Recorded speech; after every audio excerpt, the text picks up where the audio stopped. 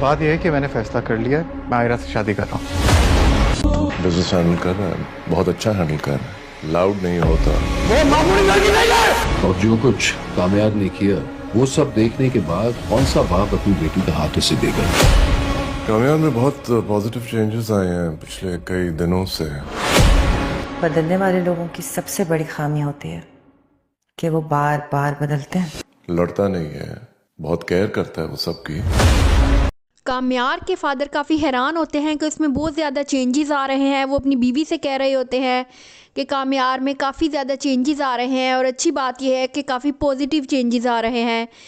मैं काफ़ी दिनों से नोट कर रहा हूँ कि वो पहले की तरह झगड़ा नहीं करता, ना ही उसे बहुत ज़्यादा गुस्सा आता है, बहुत प्यार से बात करता है, बिज़नेस को भी बहुत अच्छे तरीके से हैंडल करने लगा है, ऑफिस में सबका बहुत ज़्यादा ख्याल रखता है, बहुत केयर करता है, तमाम स्टाफ उससे बहुत ज़्यादा खुश हैं।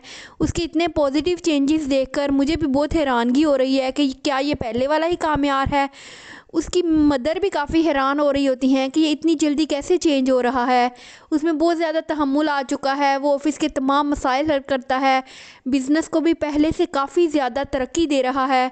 उसके फादर समझ नहीं पा रहे होते कि किस तरह उनका बेटा इतनी जल्दी अपनी लाइन पर आ गया, तमाम कामों को संभालने लगा है। बस वो ये सारी बातें अपनी बीवी के साथ कर रहे होते हैं। दूसरी तरफ आयरा के फादर कह रहे होते हैं कि कामयार ने जो कुछ हमारे साथ किया, क्या वो उसके बाद भी किसी लड़की का बाप अपनी बेटी का हाथ उसके हाथ में देगा।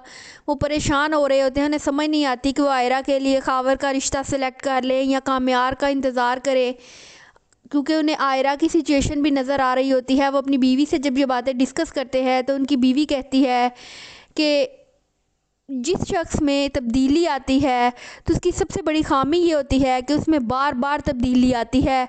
वो कभी एक जैसा नहीं रह सकता, वो अपने आप को बार बार चेंज करता है, चाहे हालात किस किस्म के भी हों।